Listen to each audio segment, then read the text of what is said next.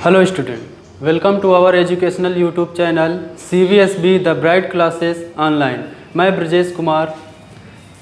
आज हम लोग चैप्टर 3 में फिर से एंट्री करते हैं और आज जानेंगे परमाणु के मूल कणों के बारे में। इससे पहले की क्लास में हम जो है परमाणु के बारे में जाने क्या होते हैं तत्व और उनके प्रतीक क्या होते हैं तथा डाल्टन का परमाणु सिद्धांत तथा उसमें क्या कमियां हैं और आधुनिक परमाणु सिद्धांत क्या है, इस पे चर्चा किए थे। तो आज हम लोग देखते हैं परमाणु के मूल कण के बारे में। तो जैसा कि आपको बताया गया था, परमाणु एक सूक्ष्म कण होता है जो स्वतंत्र अवस्था में नहीं रह सकता किंतु रासायनिक अभिक्रिया में भाग लेता है। तो अब उसके हम मूल कणों के बारे में पढ़ेंगे कि उसके मूल कण क्या होते हैं। तो मूल कण का मतलब यह होता है कि परमाणु किन कणों से मिलकर बना है। अगर उनके मतलब जिससे वो मिलकर बना है उसके बारे में बात करेंगे तो वो जो कण होंगे उन्हीं कण को कहेंगे मूल कण, जिससे परमाणु मिलकर बना होता है। तो किससे मिलकर बना होता है? जब परमाणु को और मैग्नीफाई किया गया वैज्ञानिकों द्वारा तो कुछ मूल कण प्राप्त हुए हैं। वो कौन कौन से हैं देखते हैं। इलेक्ट्रॉन, क्या है ये? इलेक्ट्रॉन है, ये परमाणु का मूल कण होता है। और क्या है? प्रोटॉन। प्रोटॉन यह भी क्या है? परमाणु का मूल कण। और थर्ड क्या है? न्यूट्रॉन। क्या है? न्यूट्रॉन। ये तो 3 मुख्य मूल कण है जिसे आप जो है क्लास 8th में भी पढ़े हैं और छोटी क्लास में पढ़े हैं। लेकिन और भी अन्य प्रकार के मूल कण होते हैं, जैसे मेसान, एंटीप्रोटॉन,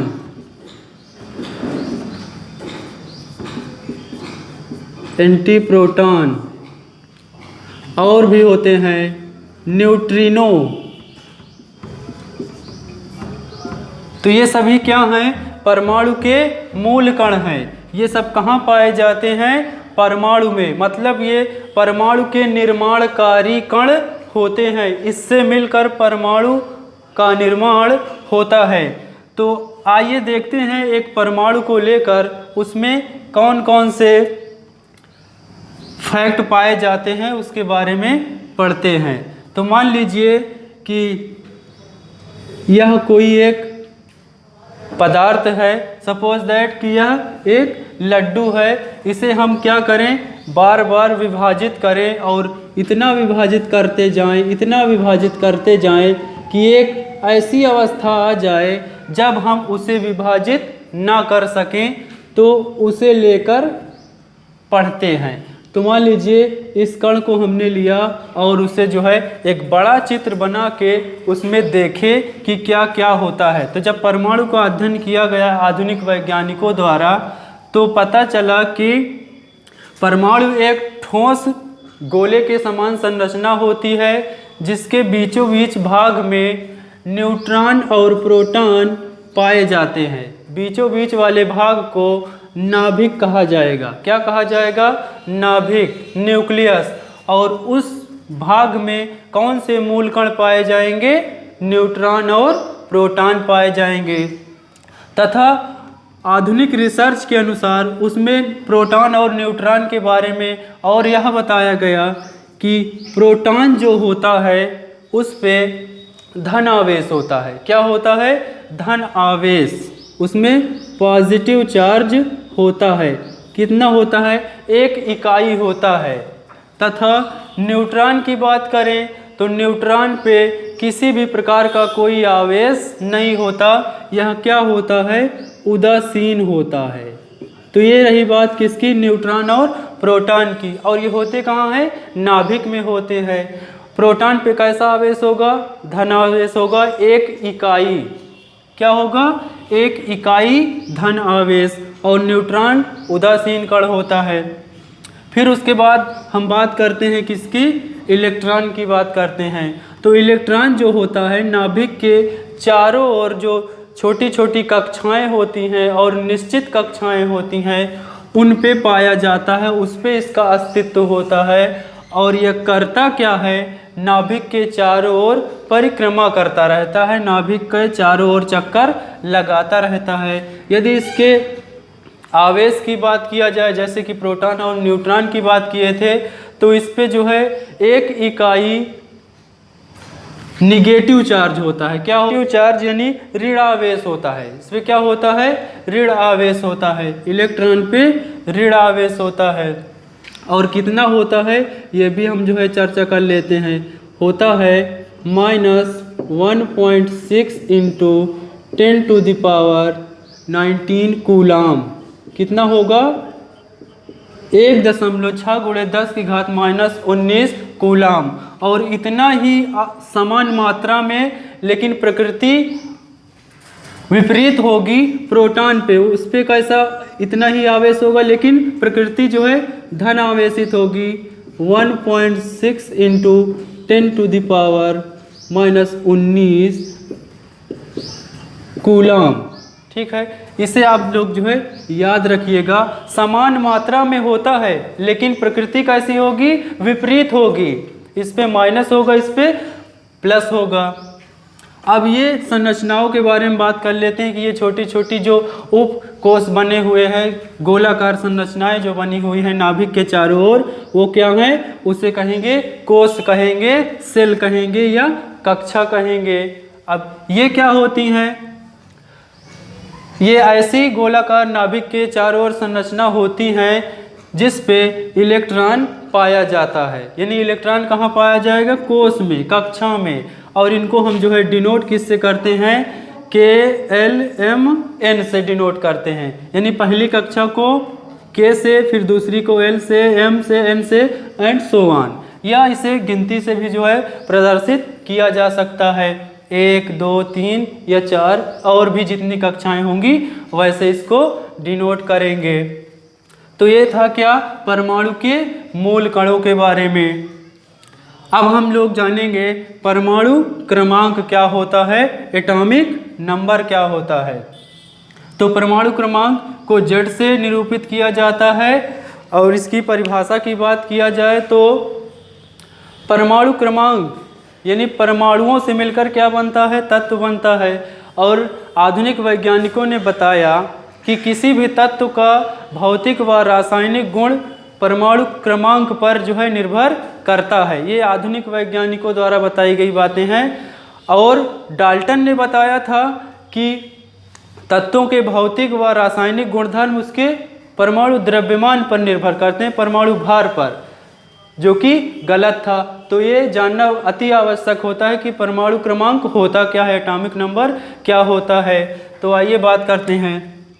तो परमाणु क्रमांक किसी भी तत्व के परमाणु में पाए जाने वाले इलेक्ट्रॉनों की संख्या, किसी भी तत्व के परमाणु में पाए जाने वाले इलेक्ट्रॉनों की संख्या को ही उसका परमाणु क्रमांक कहते हैं। याद रखिए, जितने इलेक्ट्रॉन होते हैं, किसी भी परमाणु में जितने इलेक्ट्रॉन होते हैं उतने ही प्रोटॉन होते हैं। तो इसीलिए जब इसका जो है फार्मूला तैयार करेंगे, परमाणु क्रमांक को Z से निरूपित करेंगे, तो उसका फार्मूला तैयार होगा प्रोटॉनों की संख्या या इलेक्ट्रॉनों की संख्या। मतलब जितने इलेक्ट्रॉन की संख्या होगी उतने ही प्रोटॉन की संख्या होगी। किसी तत्व के परमाणु में पाए जाने वाले प्रोटॉनों या इलेक्ट्रॉनों की संख्या को उसका परमाणु क्रमांक कहते हैं। तो जैसा कि आप लोग जो है जाने, हाइड्रोजन होता है, इसका परमाणु क्रमांक 1 होता है। तो इस तरह से लगातार 118 कितने तत्व होते हैं, 118 तत्व होते हैं। सीरियल से उनको रखा गया है, किसके आधार पर, परमाणु क्रमांक के आधार पर। अब हम लोग बात करेंगे परमाणु द्रव्यमान की, कि परमाणु भार या परमाणु द्रव्यमान क्या होता है। तो परमाणु भार या द्रव्यमान किसी भी तत्व के परमाणु के नाभिक में उपस्थित प्रोटॉनों व न्यूट्रॉनों की संख्या के योग को कहते हैं। किसे कहेंगे? किसी भी तत्व के परमाणु के नाभिक में पाए जाने वाले प्रोटॉनों और न्यूट्रॉनों की संख्या के योग को क्या कहेंगे? परमाणु द्रव्यमान। और परमाणु द्रव्यमान को ए से डिनोट करते हैं। किससे? ए से, कैपिटल ए से। यदि इसके फार्मूले की बात करें, इसका जो है सूत्र तैयार करेंगे तो कैसे होगा?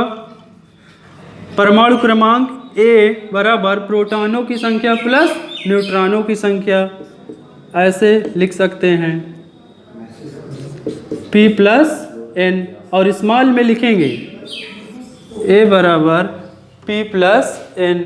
तो किसी तत्व के परमाणु के नाभिक में पाए जाने वाले प्रोटॉनों और न्यूट्रॉनों की संख्या के योग को कहेंगे परमाणु द्रव्यमान। तो स्टूडेंट, अब हम बात करेंगे आयन की। आयन क्या होता है?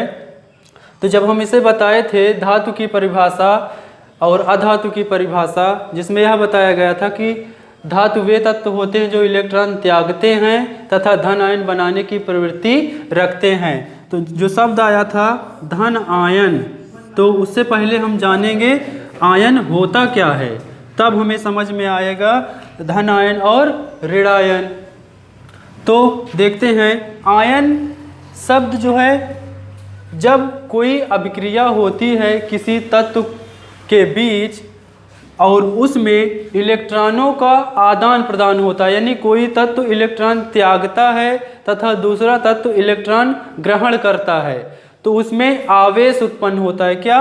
चार्ज उत्पन्न होता है, आवेश। जब कोई तत्व इलेक्ट्रॉन त्यागता है तथा दूसरा तत्व इलेक्ट्रॉन ग्रहण करता है तो उनके बीच क्या होगा? आवेश उत्पन्न होगा। तो उसके अनुसार परिभाषा क्या तैयार होगी आयन की? आयन आवेशित परमाणु या परमाणु के समूहों को कहा जाता है जिस पे एक नेट आवेश पाया जाता है। क्या होगी इसकी परिभाषा? आयन आवेशित परमाणु या परमाणु के समूहों को कहा जाता है जिस पर कोई नेट आवेश पाया जाता है। यानी जब इलेक्ट्रॉन त्यागा जाएगा या ग्रहण किया जाएगा तो उनमें आवेश उत्पन्न होता है इलेक्ट्रॉनों के स्थानांतरण से। तो अब बात करते हैं आयन कितने प्रकार के होते हैं।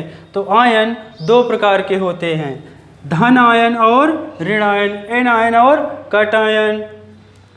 तो अब बात करेंगे धन आयन क्या होता है, फिर बात करते हैं ऋण आयन की। First of all an ion की बात करते हैं।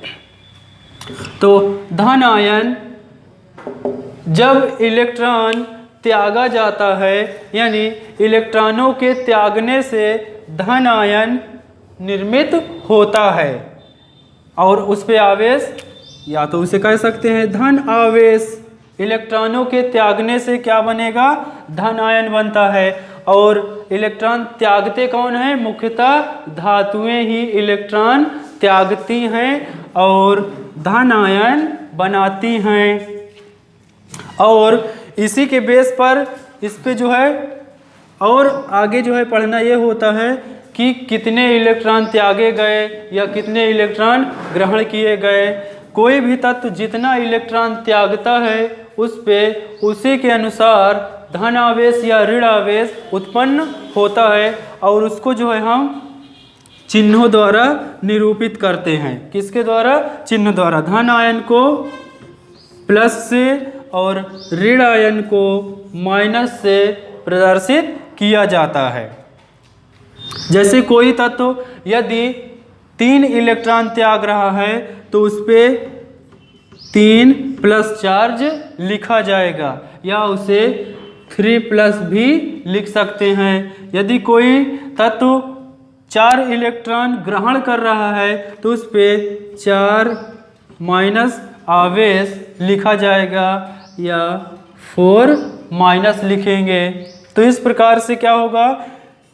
ऋण आयन क्या है? जब तत्व या धातु कहेंगे या कोई अन्य तत्व इलेक्ट्रॉन ग्रहण करता है, क्या करे, इलेक्ट्रॉन जब ग्रहण करता है तो उस पर ऋण आयन बनता है। क्या बनेगा, ऋण आयन का निर्माण होता है। और मुख्यतः किन तत्वों पे ये होता है, अधातुएं।